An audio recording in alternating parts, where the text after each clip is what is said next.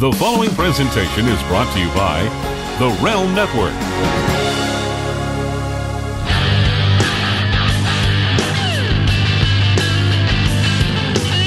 Hello, everybody, and welcome to this edition of Vixens Who Rule.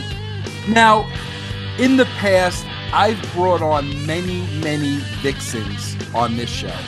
And listen, Vixens means a lot of things. You know, when I hear the word Vixen, I automatically think of hot females. But more importantly than that, I think about females with an edge, females with an attitude, females with a chip on their shoulder, the type of females I like. I don't think I would categorize my next guest as a Vixen. And I'll tell you why. I've only met this individual one time. I've never worked with her before. But the very first time I ever met this individual, I was approached by her. And I got to be honest with you, all the females that I've worked with in this business, in every single wrestling company, I was never approached like this by a female performer ever. Because let me tell you how she approached me. She approached me in full 100% character. And I got to tell you, my first impression was, this is a bona fide movie star. And, you know, since I've done my research, I mean, somebody labeled her the modern day Sophia Loren. And I feel that hits the nail on the head. So I don't know, is a bona fide movie star a level above Vixen? Maybe. But this girl is different. And it's the first time we're going to have a full-length interview. We just, listen, between you and me, you know, I don't want to make this personal, but, you know, I've been licked by her. But I think we're going to take it to the next level. I'm talking about the beautiful, the movie star, Karlee Perez. And if you don't know that name, and you should, you certainly know Catrina of Lucha Underground. My darling Catrina, how are you doing? I'm great. Thank you, Vince. You know, I got to be honest with you, Karlee. I meant everything I just said. Like, I've dealt with so many women in the business. But the minute I first saw you and you approached me when I went to a show at Lucha Underground, you had this presence about you. And I mean, you literally had a presence about you like, this is a movie star. This is somebody completely different. And, you know, it blew me away, you know, because like I said, I've worked with a million girls and I love them all. But you had a star quality about you. Do you understand what I'm saying? Yes, it's come more over time, being more and more comfortable in my own skin. But the very first person who ever truly told me that in this industry was Dusty Rhodes. And that was way before I even knew to own exactly what it is, whatever it is I exude off. And he was the very first person to tell me that. But I really appreciate. I'm glad that you've never told me this, so I'm glad that you're telling me this now. Well, you know, Karlee, I love the word that you just used. You just used the word own. And I love the word own. And let me tell you something. We're going to talk about your background, and we're going to talk about many other things, you know, besides wrestling. I don't really like to talk about wrestling. I want to learn about you. I want to talk to you. But you use the word own, and your role as Catrina, you know, in Lucha Underground, like you own it. I mean, you know, every time you go out there, like, you own it. All eyes are on you. And it surprises me a little bit about Dusty's comment, and I'll tell you why, and correct me if I'm wrong. I know you did a lot of work in NXT with Dusty. You know, I work with Dusty. Dusty's a great guy. Obviously, Dusty saw something in you, but when I read what you did in NXT, it just seems to me like you were in a role like, you know, you were just one of many girls. Whereas in Lucha, it's like when you come out, it's like, you know, this is the star of the show. It's, you know, when I look at Lucha, I look at you and Ivelisse, but you're two completely different people. You know, I look at her, you know, as more, you know, as a worker. Mm-hmm. You come out as a movie star. So here's where I'm a little curious. If Dusty saw that, and I think he was dead on, why was it like that they just used you as one of many? Well, I'm sure you went back and even looked back in my FCW days. I did. Yes, I did. Yep. In my FCW days, what Dusty saw compared to what, you know, they saw up top or what they didn't, we'll never know at the end of the day what, you know, we never really know what truly happens or what's said and whatnot. But every week Dusty would show the reports that were written about me, and on promo day, he put me as #1 every single week. And I started to really, he gave me the confidence for that. And FCW days, eventually he made me GM. Back when I was, you know, I was Liviana NXT. By the time I got to NXT and I was on the road, you are right. I was thrown in just as another female. No matter what I did, there was always a ceiling, you know, holding me down. And I know that he fought for me. There was a lot of meetings and office meetings about this. Let me stop you right there. And I hate to interrupt you, but I want to, you got to understand, I'm old. I'm an old man. I have ADD. So if I don't ask you something on the spot, I'll forget about it. Now, please. I want you to clearly break this down for me, because when you say there was a ceiling, okay, in your mind at the time, what is the ceiling? What is keeping you from breaking through that ceiling? And like Vince McMahon says, grab the brass ring. What is that? God, it's so fucking hard to put a finger on, because you don't see it. You know, I grabbed whatever I was given, whatever I could. I just wasn't going to be the one given the ring to really be. I was never going to be the woman that had everybody behind her. And when I understood that is when I said, you know what? You don't see it. There are people that will see it. I'm going to go elsewhere. But why was that going to be? Why weren't you going to be the one, the woman? Why wasn't that going to be you? I don't know. Maybe it just wasn't. Maybe in time, it wasn't meant to be there. It was meant to be Lucha and elsewhere. It was meant to be more. You know, a lot of people say a lot of different things, you know, when they come out of that industry, but I don't have to tell you. It can take one person just not liking one thing or not wanting to see you succeed in a certain way because of this a woman that they have underneath them, you know, literally. So I didn't let me ask you this question. Especially being at the you know, that level at, what was it, FCW? Yes. Yeah, in Florida, and then NXT, especially being in that level where, you know, you're being groomed to go to the show. Here's where I think the difference is, and you correct me if I'm wrong. When I saw you at Lucha, you eluded confidence. I mean, when I look at you, it's like, I own this place. Nobody can touch me. You know, pardon my French, I'm the shit. And you felt it and you believed it. Okay? Yes. I feel what you're telling me about, you know, the FCW, the NXT level is that you're kind of put in a position where you're always on the defensive.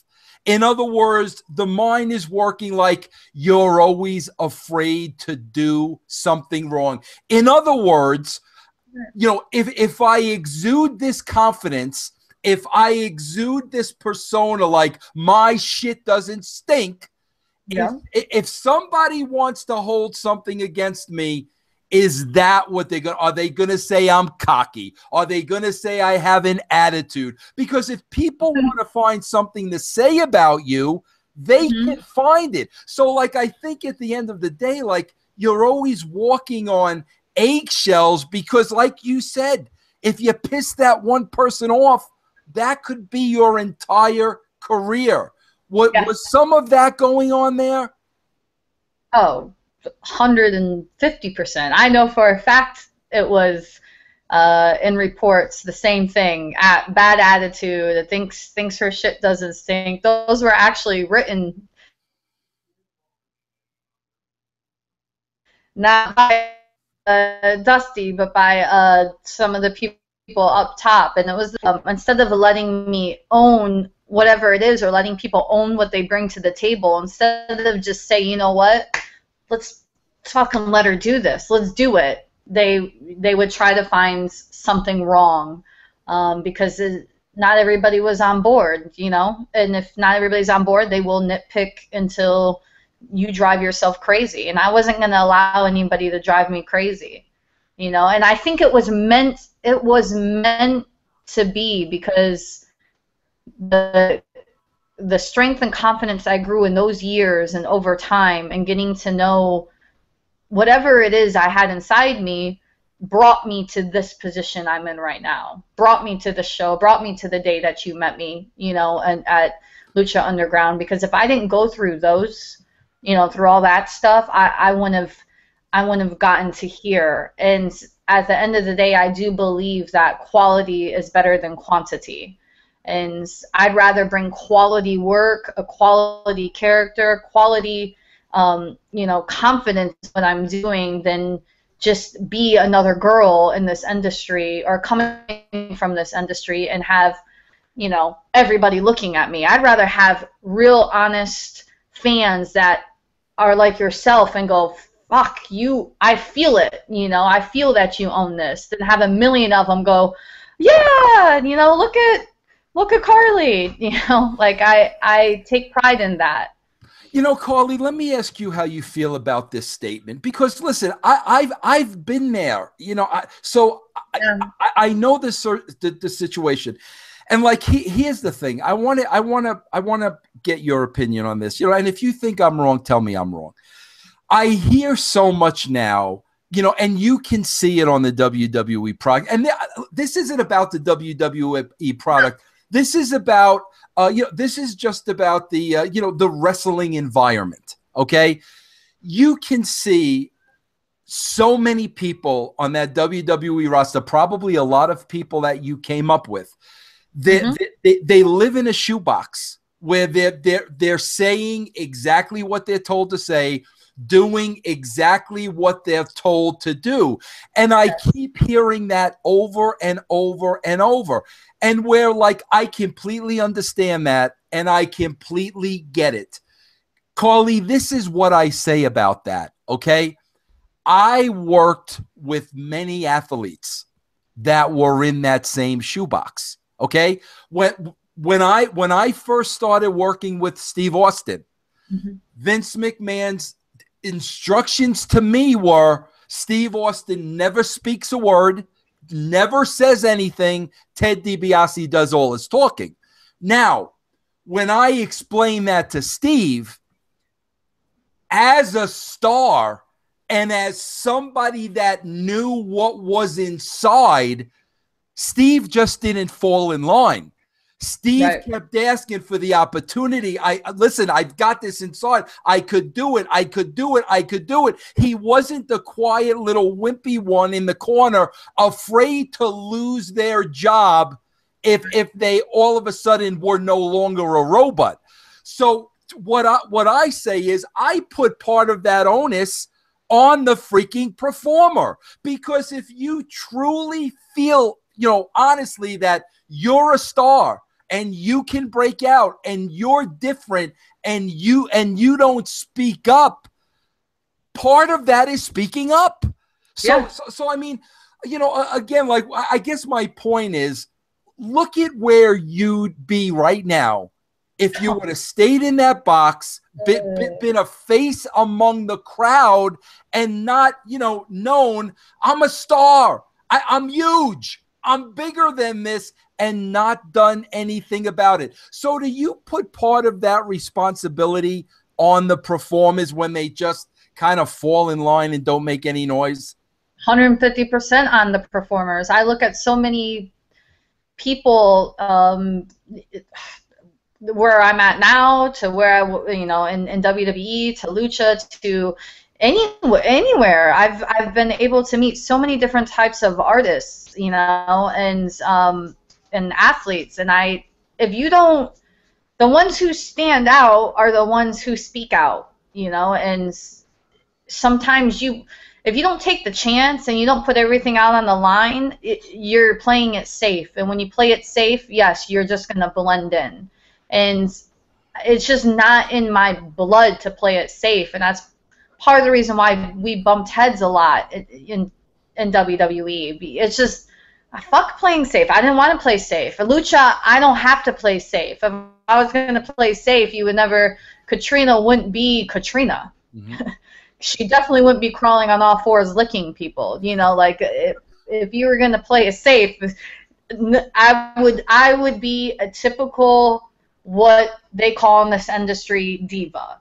I would be a typical female, you know, with boobs and my hair and looking pretty, and I don't want to be typical. I didn't want to be typical then. So when I was forced to play it safe, I just felt I was getting depressed, you know, and I understood where other people were coming from for me, and people I was with then, of how work started to fuck with their head, you know, and it puts you in a certain place. And if you don't fight it and you don't stick up for yourself, it's just going to keep bringing. I wasn't willing to do that. And if that means give up everything and take a big chance on literally a leap of faith on something that you can't see yet, there was no yet when I left the company. I wanted to go full-fledged into acting. I love characters. I love writing. And Lucha wasn't even a thought yet. But when I got that phone call, I jumped on it, and I said in my mind, this time I'm going to take a chance. This time I'm going to risk it. I want to be edgy. I want it to be different. I want to bring something that they haven't seen before. And that's what I tried doing. You know, and Karlee, what I think that all comes down to, because I was put in that position. I mean, you know, pardon my French, and I'm a guy, but I think you come to that point in life where, especially if you're a guy, it's like, man, when you know you're right and you have the confidence in yourself, pardon the expression, but you got to take your balls in your hand, because you know if the person doesn't see it on the other side, it's their loss. You know, you know that in your mind, and okay, that's fine. You just lost. You had something with me. You just lost it. So do you think that that's the difference between, you know, young people your age in the wrestling business? And granted, I hear all day long, there's no place else to work. Where are they going to go? Yeah, I hear it all day long. But really, does it come down to having the absolute confidence in yourself that, you know what, I'm better than this and nothing's going to hold me back? Is that what really separates it? Separates it all the way, male or female. I've seen men who are 6'6", full of muscles, look amazing, but they don't have that confidence. I'm 5'4", 120 pounds. You know, doesn't matter who you are, what you are, but if you're gonna, the only way to do it and make a difference like that, and sometimes you got to do it by yourself until you grow other people that believers, you know, who believe in you. You got to start alone sometimes, and I do believe that is 100% in risking it and doing it yourself, saying having that confidence, like in yourself, even if no one else does. You know, you don't need any. It makes a big difference. It really does. Yeah. And because there's times you doubt it. Go ahead. You know? Anytime you doubt it, you got to put your mind right back. And that's what I kept doing in that, and during that process to this process now. And now I don't know. I couldn't have asked to be in a better position and aligning myself in what I want my future to be outside of this industry and what I wanted to leave a mark on inside this industry. And I couldn't have done this in WWE. It wouldn't have happened. So when people I got to tell you, the worst thing to me, you know, for a young athlete, and you know, you still are very, very young, is when you have all the hopes and dreams, you know, and aspirations, and then you get there, and then all of a sudden it becomes a job and you're freaking miserable. To me, I don't think there's anything worse in the world. No, you're right. You become crushed, and it crushes your soul. You know, for these guys that go and put, you know, this is their dream since they were 3-4 years old, whatever it is their dream is, and you just are just kicked to the side or just used not correctly, if you even make it to being used. Yeah. It crushes you, and if you don't have balls of steel and you don't have the momentum of just pushing through that, you know what? I was crushed. I got to get the hell up and keep going. You're just going to stay there, you know, going, woe is me. And you'll never get anywhere doing that. So Karlee, when you leave, and I believe, you know, the timeline is you were kind of there with FCW, NXT, kind of like 2009 to 2012, correct? Yeah. So answer me this. When you ask for your release and you leave in 2012, is something waiting for you? I mean, do you leave because there's something else to go to, or do you leave not knowing what the next step is? That's such a pivotal point of me personally, my story. I left inside, literally inside of my body, everything was pulling me to go. And that day when I went to work, I don't know where we were on the road, and they had a meeting about everybody having to go back to FCW, even though all those people have been now on the road for a year or more, you know, and I'm like, I'm not going back. I just spent years there. That morning when I walked into the arena, I was like, if you don't do this today, you're not going to do it. It was not planned. It just was in my head. Like, if I don't do this today, I'm not going to do it. And I still have 4 years left in my contract, and I'll just keep doing this. Mm-hmm. And I was miserable. I did not have a plan. When I say it was a leap of faith, I mean it was a leap of faith. So when people, you know, not to get too mushy on that subject, but when I see people not willing to take a chance or scared of the unknown, I tell them the story, and I'm like, I left a contract, I left my pay, I left my family, I left everything I knew, spent years doing this on a leap of faith of not knowing anything of what would happen tomorrow. I just knew I was going to do it. I knew I was going to get it done. I just didn't know how yet. So I didn't know anything. I pretended I did because I'm good at that, but I didn't know. I'm gonna play bluff with them just the way they play bluff with me, you know. So I gotta ask you this question at this point. Okay, first of all, what you're describing, I actually did 3 times in my wrestling career, but I have to ask you this, and I hope you don't mind it.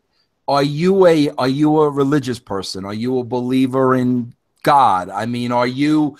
Yeah. When you say leap of faith, listen, as a Christian guy, when I say leap of faith, I know there's more to it than that.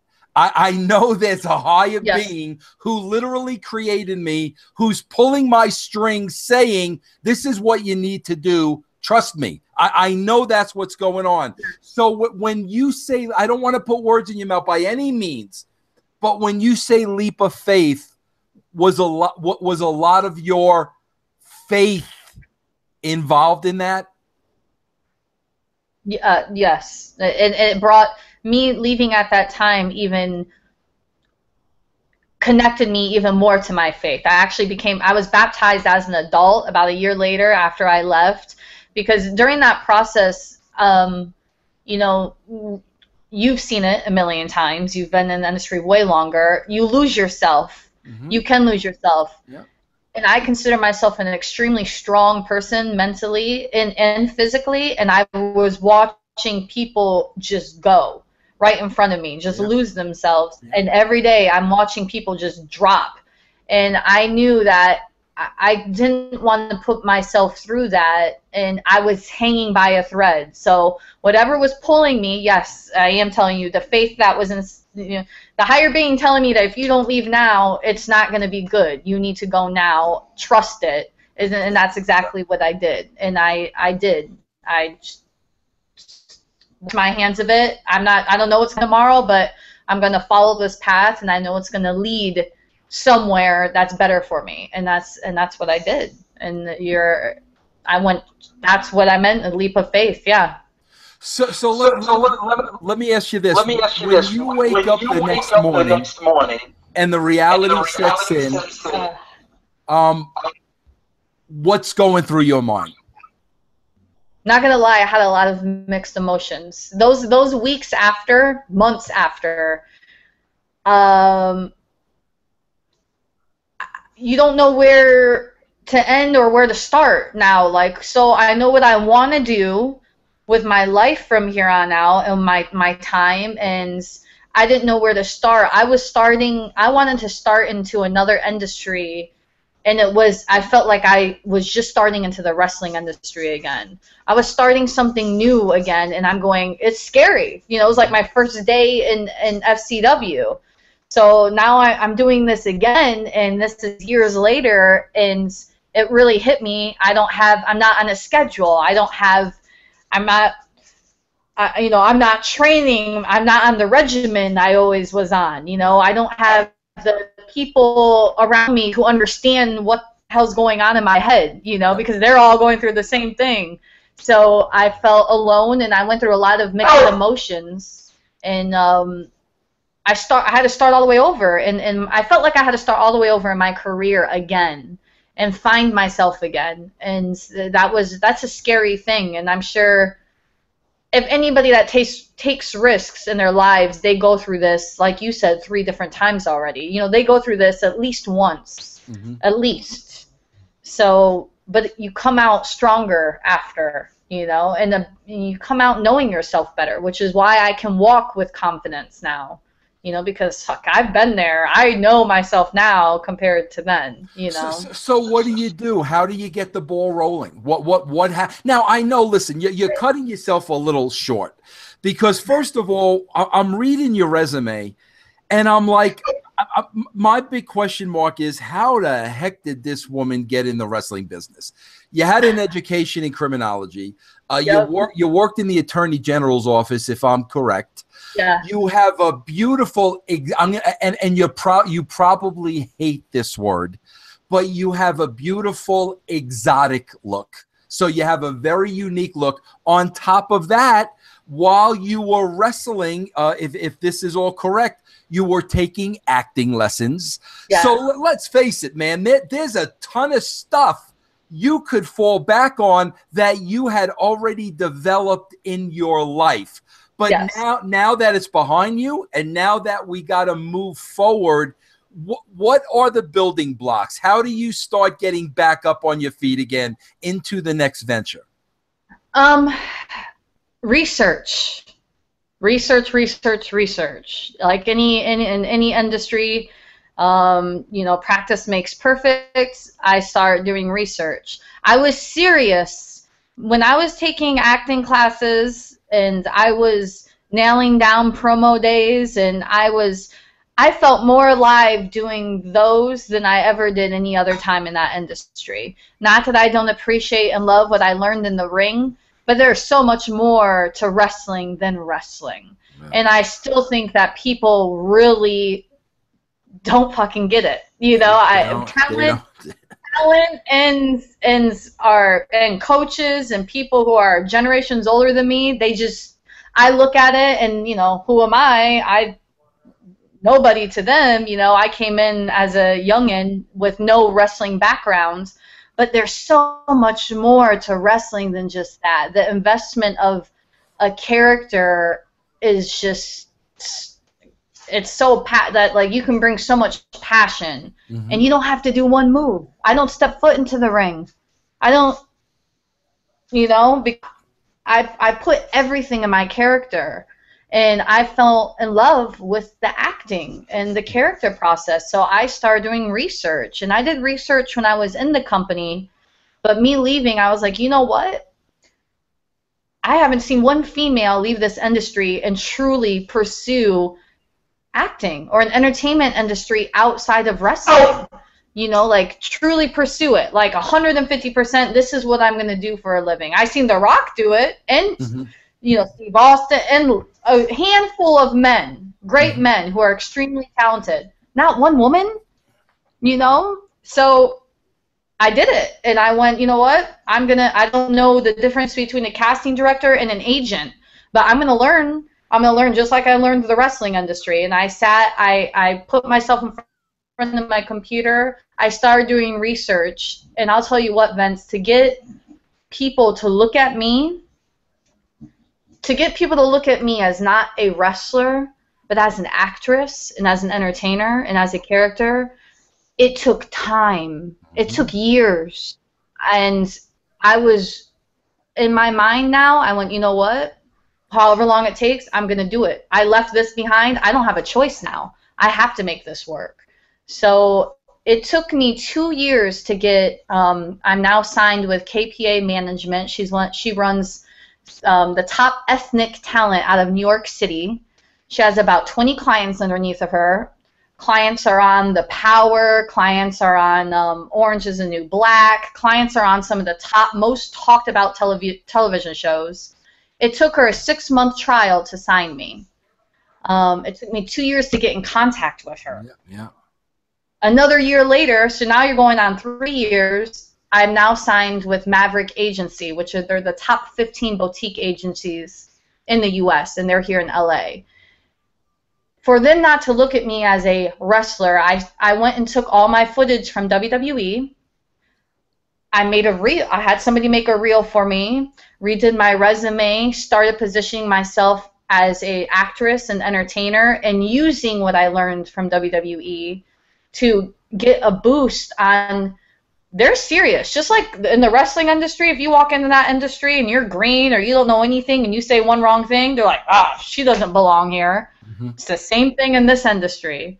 There's a certain way to walk into a casting director's room, there's certain things to say, there's a certain way to look, and it's the total opposite of this industry. It's both entertainment, but they don't want the females looking with 10 layers of makeup and little clothes, and they want you real, they want you raw, they want you natural. So I had to get all this looking perfect out of my head. Like, it was a whole twist of thinking the total opposite, and it took me years to do it, and I finally got to a point now. It was research, going back to acting school, and then the leap of faith, like we talked about, which is, I do believe, you know, a higher being brought me Lucha. And in my mind, I prayed and thought about if I could only use what I used in the wrestling industry and be able to use my acting skills in a way to present this and be seen, you know, in the industry by others, not just as a wrestler anymore, I would be in heaven. It would be perfect for me. And then, long behold, I get a phone call about Lucha Undergrounds, and there's Catrina. Now, was that phone call through a connection, or was that legitimately, you know, through your agent or your agency? I mean, like, I didn't know, because I know, you know, Chris DeJoseph worked at the WWE. It was not a connection with him. No, it was all Chris. Oh, it was Chris. Okay. Chris, the first time the character was nothing to do with my agent at the time. I weekly calls now, getting callbacks. It was like the most exciting time of my life. I'm like, oh my gosh, I've gotten to this point. 2 years ago, I'm wondering how I'm even going to get people to look at me, and now I'm reading in front of John Voight for, like literally. I'm like, this is insane, like what it does to really put your mind on something. And Chris DeJoseph called me and goes, I don't know what you're doing right now. I don't know what you've been up to, but there's a character and you're my first pick. And I really want you to I want to send it to you. I want you to look at the stuff. I would love to have you come in, and I'd love for you to take on this character. Well, Karlee, let me ask you this. Was he working with NXT at the time or with the WWE? When I was there? Yeah. What was your relationship with him? Chris remembered me. He worked for WWE when I was there as well. So he knew my Maxine work. He knew my NXT work. And that's exactly how he thought of me when the character was brought up, when Catrina. So he was probably writing the Catrina character with you in mind, I would think. Yes, that's what I was told. I was told I was first pick. I was the first one on the list, and they didn't think anyone would be able to pull it off quite as well. And my prayers were answered. I, of course, jumped all over it. I'm willing to take a risk. I know a lot of people were like, the first season starting in, they're like, no, that's if people knew and did their research on who our producers are, there is no question. And I know everyone and their mom now is trying to get a job in Lucha Underground. All of them. Everybody wants to come. Robert Rodriguez, people, like, I knew who that was because I'm such a fanatic, a movie fanatic and TV fanatic. Like, yes. I would love to. I'm going to jump all over it. If it fails, it fails. If it works, it's going to work, and that was my thought process as soon as they called me. Now, Karlee, let me ask you this. And I've had Chris on the show before. I'm a huge fan of Chris. As a matter of fact, I'm interviewing him again tomorrow because, the second season's coming up, and I really want to hype it for you guys. So I'm interviewing Chris again tomorrow. But let me ask you this. So Chris sends you all the material. You see who this character is, right? Mm-hmm. Walk me through the process now of you, embodying Catrina. Like, in other words, Karlee, how much of it was on paper and then how much of it becomes you? They gave me about a paragraph. Everything else was me. But they allowed that. If they didn't allow it, it wouldn't have worked. Chris, and nobody tries to take that from me, and they want me to have that. They like that I made that. If you go elsewhere, if you're in WWE, no, screw that. That wasn't them. That was us. No, they know it was me, and they want that to be me, and they're proud of that. They're proud that they gave me a paragraph. Here you go. This is kind of what we're thinking. Give us your ideas. And then all of a sudden, I started writing, I started thinking, and you just wait until you see this season, because I don't think I've ever felt more embodied into a character and when it was season 2. Because now I've really taken her to a whole nother level, and like I can just feel it when we're filming, But at the beginning, what about as far as like what you wear? Like, is that all you? I mean, do you come up with the look, the cigar? I mean, the whole package. Yes, the lick of death, the rock that we carry. That I felt. When I first met Mill, we just met each other for the first time. Hey, you guys are going to work together. You guys are going to have this twisted love fucking connection. He's a beast, but you're really going to be running the show, and we got to have that chemistry. And we met for the first time, and I'm like, okay, we can do this, but we need more. And, we needed some edge, some flair, you need to make it twisted. And when they handed me that paragraph of me and Mill and what they wanted from me, they didn't quite know. You know, like, you don't really know. You put it out there, and then you know when you see it. Mm-hmm. Yes, that worked. And now we're going to build off that. And when we all first sat down, my first week at Lucha Undergrounds, me and Mill were talking about our entrance and all the way down to the way you walk, mm-hmm. you know, like, all of that makes a huge impact. The way you carry yourself, the way you walk, every step you take means something, you know. So Mill, I was like, we need to have something that's our power. Like, what if you were buried alive? So what if you were buried with this rock, and this is our power? And I pitched it to Chris. Chris goes, yeah, let's be the entrance. Yeah, I got to tell you, and I got to be perfectly honest with you, that's amazing to me, and that speaks volumes for Chris DeJoseph, because I got to tell you, and I have no problem saying this whatsoever. I worked with so many sexist guys in powerful positions in wrestling, including Vince McMahon, including Eric Bischoff. And not only would, like, they never take a woman's idea, you would never even dare approach them with an idea. The females in wrestling just don't do that. And the fact that, you know, not only was Chris approachable, but he went with the idea, that speaks volumes, because I could tell you're a creative person, especially creating this character. And the worst thing in the world, correct me if I'm wrong, is when somebody tells you, you can't do that. I always used to say, what do you mean? This is wrestling. We make all this up. We can do whatever we want to do. What do you mean I can't? So, I mean, that's huge props. Huge props to Chris. It got to the point where he, that was the first one. And then when it came to, they wanted me to kiss people. Let's kiss them, seduce them and kiss them. And I go, fuck it. Everybody kisses. Why don't I lick them? What? Chris put a big grin on his face. He goes, but what are you talking? And I go, no, like, what if I grab them and lick them? I lick my victims. He goes, do you want to do that? I go, yeah, why not? Let's do it. You know, if it makes a statement, let's do it. Now, Chris didn't ask to be licked right there?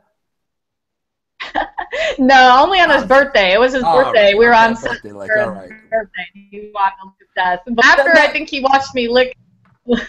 Now, Karlee, let me ask you this. Now, let me ask you this. There's got to be the moment where, like, you're pitching the lick, and then Chris, like, yeah, let's go for it. Let's do it. There has to be, like, that moment where you're like, oh my God, I really got to lick people now. Like, it had to be awkward at the. What was that? I get asked this all the time, especially after, you know, they're sweaty and nasty, and they're after the matches. Like, everybody goes, but you want to know my thought process. This is my thought process on it. The minute you do something, whether it makes you feel uncomfortable or you think it's hot, I'm making you feel something, whatever it is. If you look at me and you're going, ugh, that's fucking disgusting, but it's kind of hot, I'm making you feel something with something so simple as a lick, you know? And as long as I'm making you feel something, I'm doing my job. And that was it. Am I willing to go out there and lick some sweaty dude to make you cringe, but you want to look at me while I'm doing it? Then I'm doing my job. Yeah, absolutely, absolutely. You know, and that's what I pitched. That's how I pitched it to Chris. I'm like, you know, you guys want me to be the sex symbol. You want me to really own it, but you want a little twist. I don't want to be the normal Barbie doll sex symbol. Let's make people feel uncomfortable. And they're all about it. What did they have to lose at the time? All right, let's try it. And once we tried it in a dark match, and I heard everybody, I heard the ref and I heard the microphone, and I just heard everybody go, oh, because no, and we walked back there. All the boys went, oh my God, that was so nice, you know? And Chris came up to me and goes, they love it.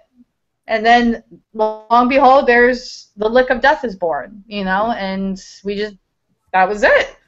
Now, you know, Now, Karlee, I want you to explain this because I've tried to explain this many times.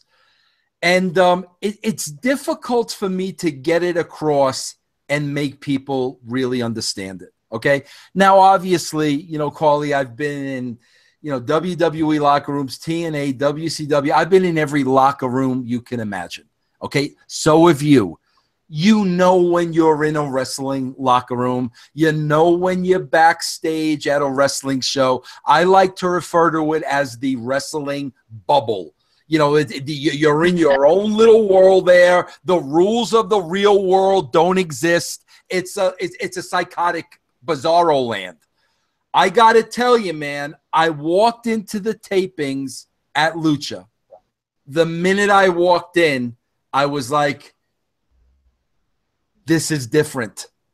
This is not a wrestling show. Keep in mind, I didn't even have access to the locker rooms or anything like that, but I'm big on this is what I'm so big on. And this is where, you know, WWE, TNA, Ring of Honor, all those other promotions are falling short because it's 2015 and they're treating wrestling like wrestling, and wrestling is archaic.